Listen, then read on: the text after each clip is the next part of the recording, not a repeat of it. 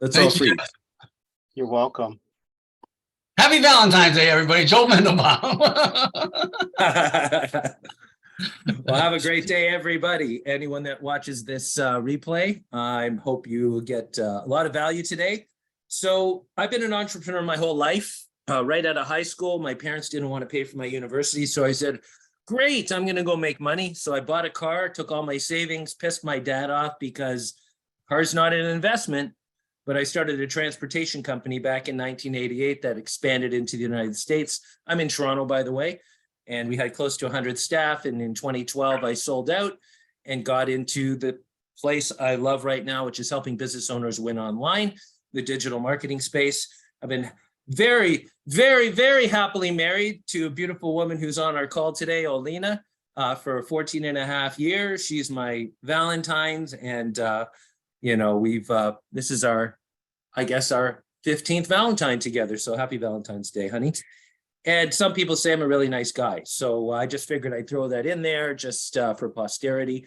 And so let's kind of get underway today. I'm going to talk about what I'm going to share with you today. I'm going to talk about why you need to be on LinkedIn, the importance of your profile. I'm going to give you 10 steps to optimize a winning, sexy profile. I'm going to show you some ideas of what your banner should look like. That's the thing behind your little circular face picture that you have there. Some common challenges that my clients get on LinkedIn, and at the end, of course, the Valentine's offer for everybody. So let's start off with why you need to be on LinkedIn. Well, if you're B2B, even B2C, you should at the very least have a LinkedIn profile, even if your target clients are not on LinkedIn. This is about online reputation management. Whether I'm going to do business with you, I'm going to search and I'm going to try to see what I can find out about you. No one's going to buy from you until they trust you. And everything we do in sales is to build trust. I know some people are more transactional, in and out the door. I'm not like that. I believe you build relationships, you help your potential clients. If you can't, then direct them to somebody that can. But there's a ton of people on LinkedIn. So B2B, it's the best B2B platform to prospect where your potential clients are. Over 875 million people on LinkedIn globally, a lot of active users. Now, here's the thing, 310 million monthly active users.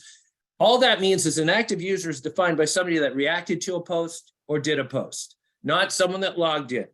So there's significantly higher amount of people that are logging in regularly. If you're the type just to log in and, just look at other people's profile, read other people's stuff and stay back, that's okay too. But you won't be counted as an active user. There's over 58 million companies on LinkedIn. So I'm sure you can find a few for you. It is, of course, the #1 platform for business professionals. Excuse me, and your target clients are there, and they're going to look there to see if they can form trust. Just like you don't want to have a bad, ugly website before you do any marketing that's old, that loads slow. You don't want to have an ugly LinkedIn profile because it's not any one thing that's going to get me to buy from you. It's a whole bunch of things put together that's going to make me build trust. Maybe you reminded me of my aunt or something that just triggered something. We can't really know exactly why each person buys from us unless you ask them for the journey. And even then, we sometimes don't even remember. Oh, I saw you somewhere. I saw you on the internet. I saw your blog. I saw your LinkedIn. But they see them all. So please remember that you have to be almost omnipresent to build that trust factor. In fact, Google did a study a bunch of years ago called the 0 moment of truth.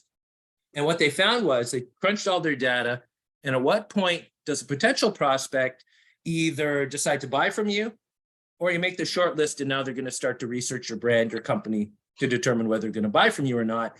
And they found that it takes 7 hours. Yeah, that's 7 hours of consuming your brand and your content, or you, across 11 different touch points in 4 locations. So 7 hours, we don't have 7 hours to spend with every potential prospect, of course, but that 7 hours could consist of a blog article if I'm reading your website, watching you on a webinar, whatever that might be, looking at your socials and reading through your socials. You need to do the time to build the trust. 11 different touch points could mean we communicated by text, we communicated by phone, by email, by Zoom, and locations Your office, my office, we went to lunch. However, when the pandemic hit, the 11 and 4 kind of merged. So the bottom line is you still have to do the time. And by doing the time, you'll build that trust factor. So why is it important? By the way, anyone that I'm going to have a special gift at the end as well. So I'm going to be providing a document that my team created that's going to have a lot of the good points that we're going to talk about today. But you have to stay to the end.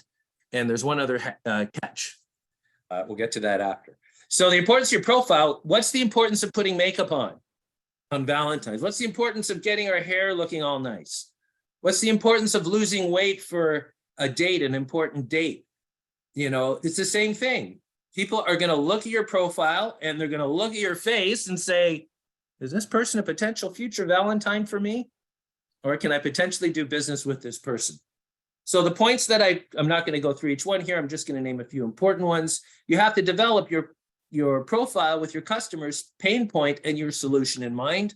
Much like hitting your website, you have to have an impact statement. It has to make me feel good. You really only have 2 to 4 seconds to convince me to dance with you, or I'm gone dancing with somebody else. Any information that's interesting about you. You know, we just started a content creation service that is getting an average of 50 to 75% impressions based on the amount of people that you have in your LinkedIn connection. And we're able to do that. LinkedIn will only spread out 10 to 15%. Facebook, let's not even go there. That's 5% if you're lucky after you post. Why are we getting these such high engagement rates for our clients?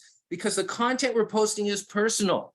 It's not about, hey, we went to, Disney World last weekend. People want to know about you. Do you have a story to share? Do you have a mess that you can share that you're okay sharing with the general public? Because when people read these stories, when people read these, the information that you put down there about yourself, it creates a heart connection. And really, that's what you want. The second most looked at page on a website is the About Us page. I don't have a choice to go to your homepage, but really, I want to understand who you are and can I develop that trust? So you really need to make sure that the content in your About page also, if I go back to LinkedIn, your About section on LinkedIn, and some of you don't even have an About section, you need to put something there. So very, very important when I'm going through, I don't know how many people have reached out to me that I don't know that said, I saw your LinkedIn profile, read some of your stuff, and I want to work with you. So it does happen. And if your profile doesn't look good, of course, you're going to lose opportunity that you never knew that you had. So what you need to optimize on your LinkedIn profile, I'll go through a few steps here. Most of you, I would say to change your profile picture. If it's not high resolution, if it's not straight facing with a friendly smile, how approachable are you? I've seen some LinkedIn pictures, the person's fuzzy or they're looking like this, they're doing one of those modeling poses. They're like staring at, I don't know what you're staring at, but I'm over here. So when I land on your profile, I see you, maybe I think that means you're distracted. Maybe I think you're arrogant based on the picture. Do I want to do business with someone with their nose in the air? These psychological triggers that we see. And there's one thing that you never do is wear sunglasses on any pictures that you're going to be putting into your business. That does not exude trust. Let's put it that way. You should also optimize your banner, that thing behind your face, because that's just more space to advertise and to promote what you do to your target client. So making sure it's relevant to your business. I've seen banners where they've got some sunset in the back and they're a recruiter. Now, if you're a recruiter, what am I thinking that there's a sunset? Sunset usually means an ending. Maybe a sunrise might be a little more, for a new opportunity, but I've seen just the pictures just don't match. And that's okay. It might look pretty to you, but it's not going to close or get your client or potential customer to engage with you. You need to, of course, write a compelling headline. I mean, if it doesn't smack me in the face where I understand what you do and that you can solve my issue, again, we've lost that opportunity. It's a statement that tells your prospects how you can help them. On a website, and we've probably built more than 20, 30,000 websites in the last 20 some odd years. you need to have an impact statement. And if you don't have an impact statement, then that's just, again, something that's not going to capture my attention. You need to have that so I can see it right below your picture. Use the About section to drive action. As I said, a lot of people don't even have an About section, or the About section they have is like a paragraph. Make it as long as possible for a couple of reasons. Number one, of course, make sure it's a nice, compelling story, but also LinkedIn, much like Google, has an algorithm. And when you do a search in LinkedIn, and let's say you're searching for a specific type of person, it's not a coincidence that somebody always shows up at the top. Just like in Google, everybody's trying to get there to the top of search rankings, the same thing on LinkedIn. But LinkedIn's algorithm being on LinkedIn's platform, there are some commonalities. For example, if you want to win at Google, to really summarize Google's search, you have to give your potential customer a good experience. And whatever is defined as a good experience in Google's eyes, there's about 300 data points. They're not going to tell you, so you got to guess. Same thing with LinkedIn, not as big an algorithm, but there are things on LinkedIn called, number one, you may want to look this up, your social selling index score, known as your SSI score. If you have Sales Navigator, you can get your SSI score, and it's a measure of what LinkedIn thinks as to how good of a subject matter expert you are, how well you engage with other people, reach out to relevant people. They actually track that, and then they'll even compare you to everybody in your network. The average person, it's out of 100, the average person is 30 to 50. So if you find your SSI score in the 30s or 40s, that's just average. What you really want to do is try to get your SSI score to 75 or above. Only 4% of everyone on LinkedIn has an SSI score of 80. When you hit 75, LinkedIn sees you as a thought leader, whatever that means. I'm still trying to look up to see what the benefits of being a thought leader are. But I do get lots of traffic. My score is around 77, 78. And I've worked pretty hard to try to figure out how to get that score up, so has my team. So you'll tend to get a lot more people reaching out to you that aren't spammy, I find. You get people reaching out to you to want to connect more. It's just a great way of interacting and prospecting. Oops, where are we here? Next. Oops, wrong way. Shorten your LinkedIn URL. You know, some people, they have, you know, LinkedIn, Rodney Cronister /357285977 RXVC Valentine. You know, you don't want to have that as your LinkedIn profile URL. You want to have something shortened, and you can do that. Just shorten it to your name. Make it easy and simple. Or of course, if it's already taken because someone else has a similar name, you can just change something in there. Add any certificates. Remember, we're talking about building trust here. So how do I get trust from you? I want to see, do you have any awards, any achievements, any accolades? Why do you think reviews are so huge these days? Is because I'm looking to build that trust factor. And one of the things that builds trust is your accomplishments. Can I learn something from you? So are you even posting content in LinkedIn? If you're prospecting on LinkedIn, you better have a good profile. It better be interesting. And you should also be posting content on a regular basis. Not as much as Facebook. It actually will work against you if you're posting multiple times per day on LinkedIn. Our team has found that just a couple of times a week, once, twice a week is sufficient. Daily, no more than once a day if you're actually the type of person that just loves to share their life and content. Because the LinkedIn algorithm, if you send up more than one post a day, it resets the first post after you push the second post out. So although LinkedIn doesn't always tell you this, or it's hard to find, we've just seen it with hundreds, if not now thousands of campaigns that we ran for our clients. So again, posting articles to your profile. Can I learn from you? Is this something interesting? Just, you know, forwarding someone else's post, that's okay. But really, I see that you forwarded it. I didn't see that you created it. And videos do much better than text. However, one of the tricks we found was that if you look at some of my LinkedIn posts, Some of them they're in a video format, but they're actually pictures and quotes that move. In other words, you get one picture, then it flips to another, all kind of like in a video.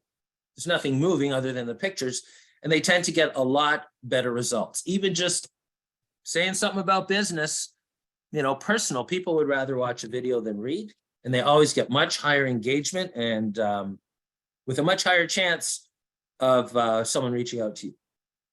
Adding any media to your profile that you have. Whoops. Oops. Let me get right back here. Here we are, adding media to your profile. Of course, that keeps people engaged. One of the things you may want to also consider is that LinkedIn allows you to have a video of up to 1 minute on your profile page. That's where your little picture goes. And I haven't used that feature yet, but a lot of my clients should, based on the industry that you're in. Say who you are, say your name, tell them a little bit about your business, but keep the I's and R's and us's out of it. Replace that with you and yours. Our company helps you. Our company helps solve your problem. Things like that, because really, and I would also look at that overarching through most of your content that you publish. For example, on your website, nobody cares about you. All they care about is what you're going to do for me. So if I'm looking at your about section and it's saying, we're this, we do this, we do that. Okay, that's nice. But if you say, we do this for you, your business is in good hands, change that narrative to speaking to that person. The one thing I absolutely hate is I come to a person's website and let's say they're a coach and they talk in the third person.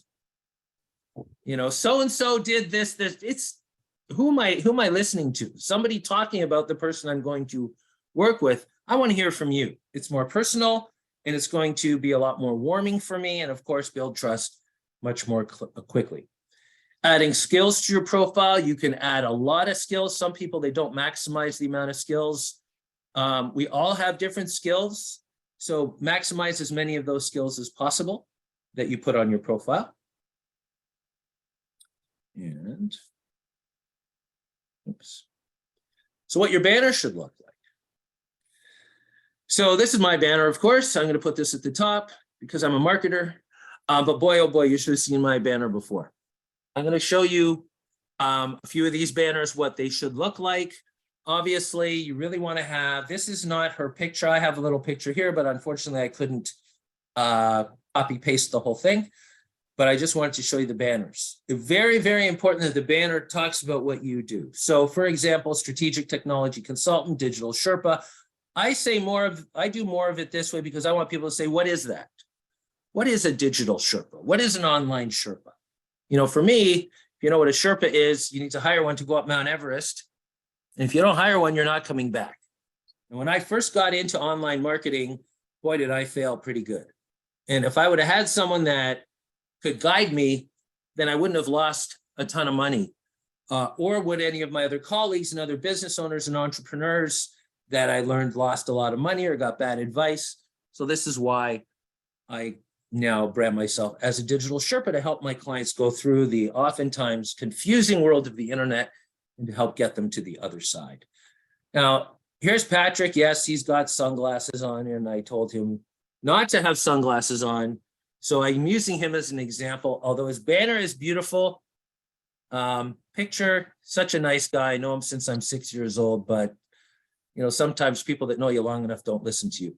So it is what it is. He has done well on LinkedIn. We've ran some very successful campaigns for him.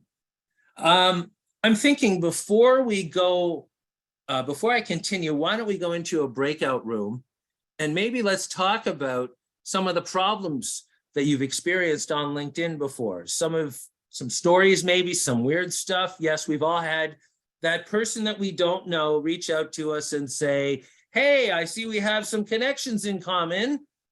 So I thought I'd reach out to you and shove an Encyclopedia Britannica of content in your chat with my link at the bottom, because you'll be so blown away by all that amazing content. Those people have very skinny children. I guarantee you that does not work. That's spammy. And I don't want anyone here doing that. There are ways of reaching out to people to get them to respond. So I don't know, Rodney, is this a good point to Sounds talk in a great, breakout man. room? That sounds great. I've got them all set up. Guys, we'll go for 7 or 8 minutes. I'll see you guys back.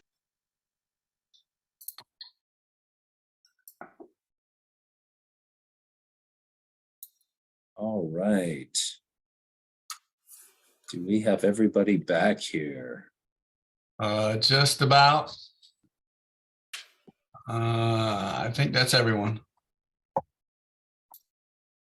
Okay, so I'd like to hear some interesting stories. So who wants to go first? So I think my biggest pet peeve about LinkedIn, right, is people that get connected and maybe they are well connected from a connection standpoint, but then they have nothing on their profile, right? They don't have a picture, they don't have a banner, they don't have, I mean, they've got a little bit of work experience and they're definitely missing the mark on what they could have the opportunity opened up to them, right? So I think that's big for us in our own group, right? I think we all agreed that, hey, there's no big drastic changes that we want to make, but there are some small minor tweaks based on what you've talked about so far, Joel, that can help us all. Yeah, absolutely. Anyone else? Joe Bender's got stories he needs to share. Well, what I told in the group is that there is a Joe Bender over in London who is very big in social media. So I get stuff from Wales and Scotland and England and Germany and France and like all over Europe. It's like, oh, I want to connect with you, and I'll send them a little note back. I'm happy to connect with you, but I'm in the United States. I think the guy you want is out of England. And they say, oh, and then they'll send something back. Oh, sorry to have troubled you. And there's another Joe Bender who's pretty high up at Microsoft. And so I'll get all kinds of questions. I want to talk to you about, whatever the latest thing that Microsoft is working in. And I'm like, I use Microsoft products, but the guy you want is out of Seattle. I'm out of Ohio. And then I get back, thanks, but no thanks. So yeah, I'm not that Joe Bender. So I saw Jeff just put something in the screen. So I wasn't aware that Joe Bender was that common of a name, but apparently I guess it is. But that's yeah, tell people that you're in charge of the chat GPT at Microsoft and just say that it's just actually people answering the questions. It's not a real AI. Just say that's the big secret. Oh, I would play with it. You're not getting in trouble. Just don't put a Microsoft logo up on your profile and just have some fun with it. Nah, I'll save that for somebody else. I'll save that for the guy in London. I was thinking he starts marketing himself as the Joe Bender consultant and then sending those guys invoices for having to send people their way, right? There you go. Excellent. Lamar. The Joe You Bender mentioned finder's fee. SSI. Do you need to be a premium member to get that? Here's the funny thing. I haven't had a real answer out of my team. If you have, I'm going to put a link in. Let me just get out of my PowerPoint here. Threw the link in the chat earlier. It seems to be free. Lamar, say your question again. I missed part of it. I'm sorry. The question is, Joel was talking about this SSI evaluation Okay. and how to upgrade your score, if you will. And Yes. Our group, none of us were aware of it. And we didn't even know if it was available for a person that's just using the standard LinkedIn profile. Gotcha. Do you need to be premium? Do you need to be one of the whatever categories like a recruiter? Do you have to have a different category before you can get to that access? That's a good question because I'm only working the SSI. I only work in the sales nav, but it says you do not need a premium account to see your SSI score. So Jeff put the link into the chat. So if you want to just click on that link and see you should have something that pops up that looks kind of like this here. Oh, If you can share that, that'd be better. yeah, here we are. So this is what the SSI score looks like. It's going to have 4 components of your score based out of 25. So what it's telling me that out of 100, I'm 77. And it's going to compare people in my network. So I've got a little over 5,500 people in my network. So the average SSI score in my network is 50 out of 100. So I'm a little higher than most in my network. And in my industry, you know, in technology, internet, marketing, 38 out of 100. So, and then people on your team. This would be if you're part of a company and there's other people on your team, then it will compare you to the other people in your organization. So you really want to build it as high as possible. It will fluctuate. I have hit the 80 mark once, but the next day I went back down. So I need to be doing more of these things. I need to engage with insights more. And you could say, okay, what does that mean? So you hit it says discover and share conversation where the updates to create and grow relationships. That doesn't give me any hint on how to engage with insights. So, okay, great. Now I'll go out and do everything that I did before. So what I feel it is, and I find that a lot of my clients are finding that this is the one that they need, engaging with insights. If you are subscribing to Sales Navigator, it will save you searches, just acknowledging you have those searches, insights. The other thing is engaging with insights could also mean responding to people, reacting to people, showing that you're active on the platform, those kinds of things. Establishing your professional brand is another one. Complete your profile with the customer in mind and publish meaningful posts. I have a sense that they are just comparing here because there are people that publish tons and tons of content. My social media team posts for me at least a couple times a week. And for some reason, I haven't been able to crack that 19 out of 25 yet, but you just got to keep trying. If things were easy, then everyone would be doing it. So let's get one more story before we continue on here. Anyone else have something interesting to share with LinkedIn? Well, I would just observe that if people want to get that link, don't forget to save the chat session. And if you open up the chat down at the bottom, there's a little 3 dots thing, and you can click it and it'll tell you how, and it'll save the chat for you. Right. Bookmark the link. Yes. Another good idea. Okay, let's continue on here. Where were we? It's called the PowerPoint presentation. There we go. Share screen. Okay.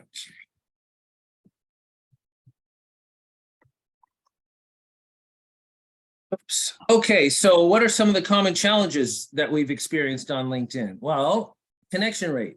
You send a message out to an ideal target prospect and you're hearing crickets. So you think, well, maybe they didn't get my message. Or maybe they did, they're just ignoring you. So I would say the people on LinkedIn, so let's take a look at email, for example. 62% of all emails get opened. 97% of all texts get open within the first 3 minutes. A lot of people have their LinkedIn chat or their LinkedIn app with notifications on. So you're going to have people are going to see you probably anywhere between that 60 and 90 some odd percent. So why aren't they responding to you? You know, or even worse, you see that they read your message and then they didn't do anything. You know, they never respond. You can see the little picture of their face. You can turn that on and off. So what's the problem? Connection rate's poor. Response rate to your messages are low. I would say under 10%. And are you even tracking the people you reach out to? Are you tracking your messages? What are you doing on LinkedIn? Most people fail on LinkedIn because they're marketing or selling on that platform. And it's not a platform to market or sell. It's a platform to prospect. So if you're prospecting, the conversations are usually much different than selling or marketing. How many of you, I said before, they just shove all this information in and either you ignore Or even worse, the people that reach out to you that don't even say anything. If you're going to reach out to someone, don't just hit, you want to connect. I mean, say something. Or if you get ignored enough, it'll bring down your SSI score. If you get blocked enough, it'll bring down your SSI score.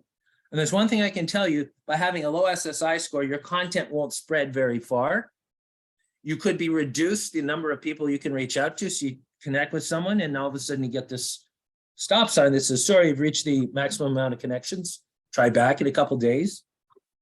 And if you're prospecting on that platform, that could be disastrous. You know, people only hitting the connect button instead of replying with a message. These are some of the common challenges. So we're trying to create a meaningful conversation and not try to pitch them or sell them out of the gate.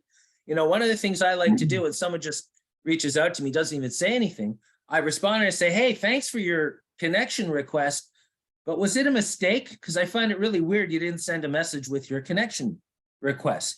And, you know, I'd say out of 10 people, 5 ignore me, and then I just will not connect. I'll either ignore them or block them, because when you block them, it actually does a little negative check to their SSI score. And if they do it enough, you know, if they're spammy people, but most of the time, someone that just hits the connect button, they're just waiting for you to connect. So they get that message you're now a connection of, so they can pitch you.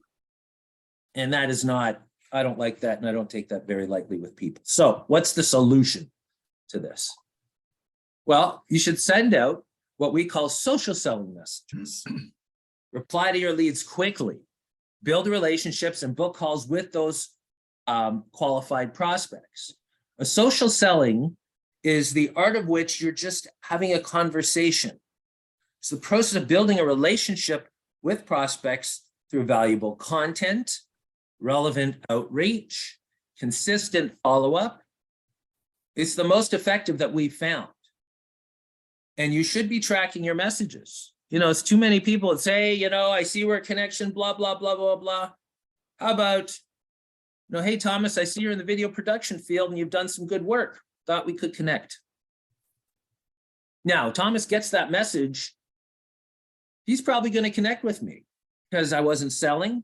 I was complimenting him. I obviously looked at his profile, and it's a welcome message with all these other spammy or no messages at all. So your goal on LinkedIn, your first goal is just to get them to connect with you, to say something nice. And then once they've connected with you, start your conversation, learn a little bit more about them, point something out, have that banter going back and forth. That's what will build the trust factor. They know what you do. They're going to read your profile. And if they are your target client because you've filtered to reach out to those specific people, or you've just done your own search, you should have a much higher response rate starting those conversations. And remember, we all have a sales cycle.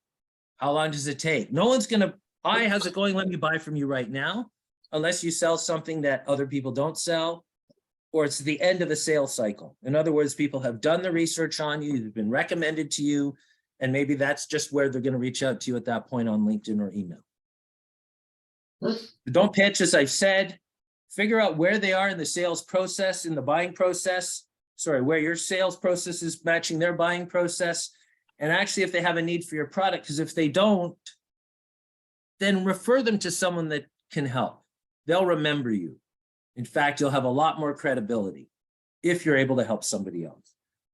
So again, your goal is to make your prospect's life easier rather than becoming just another transactional salesperson. And people can sense that these days. So they get bombarded with requests daily. So make sure that your request is something really to remember. So before, what do we got? We got just a few minutes left. I don't know, Rod, do we do a quick another room, or should we just finish off?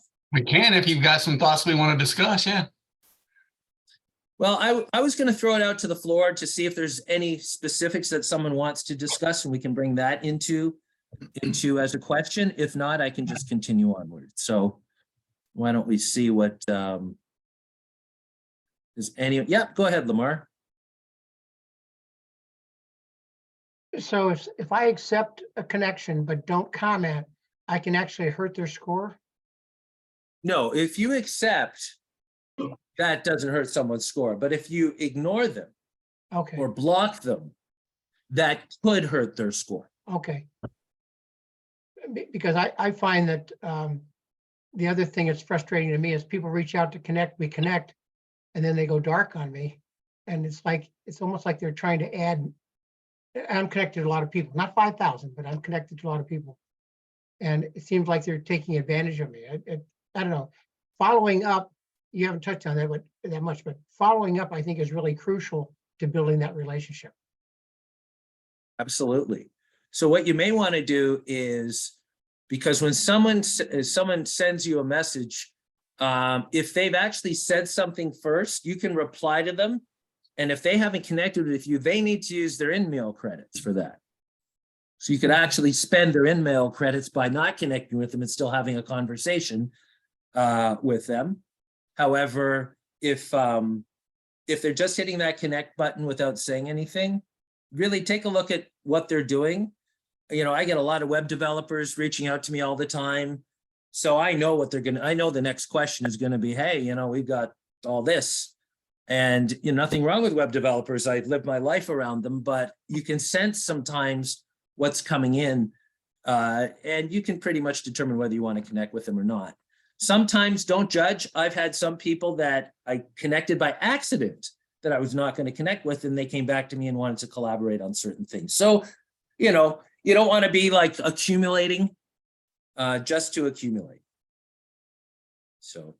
Okay, see, we only got 5 minutes left. So let's continue on with our presentation here, and I'm actually almost at the end.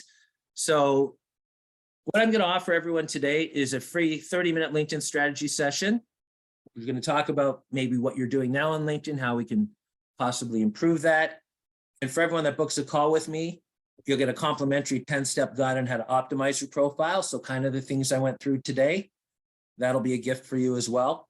And my booking link at the bottom is calendarhero.to/LinkedIn strategy call. I'll leave this up for a couple of minutes. So let's kind of have a discussion about where you are in your LinkedIn. You know, of course, we also offer LinkedIn profile services. We've done more than 3,500 of them.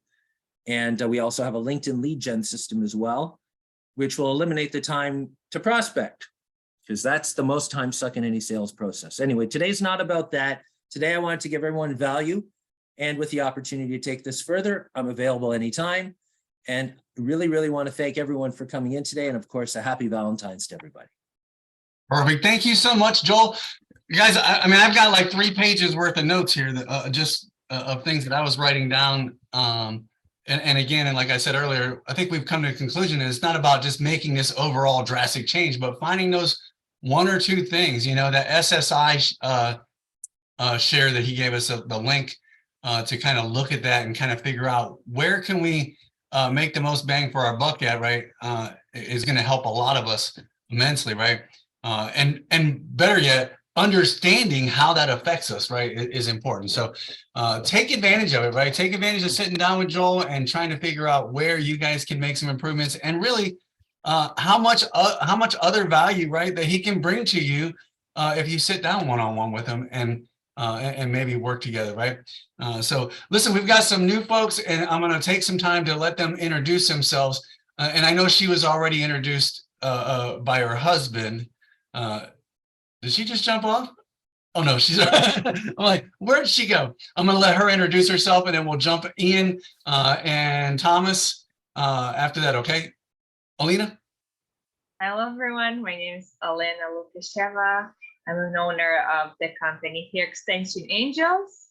And of course, as you know, my husband is Joel Mandelbaum, and he's definitely my business Sherpa and business guru. He's the person that I always come to when I need something done business-wise online, whether it's a website, whether it's like a banner in a LinkedIn. So yes, he's definitely helped me from day one, and from my experience, I'll definitely recommend him, because I have had a lot of people trying to take his spot and say, hey, you know, I'm a great coach, or I can help, and I always ask Joel what he thinks about something, and I'm always leaning towards his side, thinking yes, he's got a good advice regarding online. So please talk to him. He's your friend, your Sherpa. He's your man. Good deal. Thank you so much for Hey, joining us. She's getting dinner. You know, I paid her to say that. She's getting real dinner, real cool dinner tonight. So thank you, sweetheart. Good deal. Ian, go ahead. All right, so my name's Ian. I am a recent graduate from Maximum Coding Boot Camp over at Max Technical Training. So Annette Ballard actually recommended I join this group just to, rub shoulders with some people and stay active in the community as I am actually pursuing the job hunt for information technology. So that's my little rundown. Nice, quick, and simple. Good deal. And Ian, if you haven't put your contact information in the chat, please do so folks can connect with you on LinkedIn and help you in any way they can. Okay. All right. Thomas. Hey everybody, my name is Thomas Brown. I run a business called Buzzmasters. We're a full service video branding agency based out of Northern Ontario, but we service companies all across Canada, and we're starting to get inquiries from the United States. So I'm excited about that. Yeah, we make videos for brands. Pretty straightforward. It's great to be here. Good deal. Thanks for joining us again. All of you guys, that might've been part because you were here to support Joel, I'm assuming. Yes, I met Joel through another network. The Canadian connection comes through, right? So And good. he found out about today through the post I did last night. So it does go to show you do need to post on LinkedIn. He probably would have found out about it sooner if I could have got the links working right? So hopefully next week we'll be over that because I'll have my technology in my hands that I can dirty up as much as I can with all the stuff that I always download. Appreciate all you guys, right? Lots of great information today. Take it out there, go use it, right? Improve your profiles, improve your attraction, right? And go out there and have a great Valentine's Day, everybody. I love you guys. See ya. Thank you, everyone. Have a great Valentine's Day. You too. Enjoy your dinner. Nice. Great job. Thank you for reminding me to record.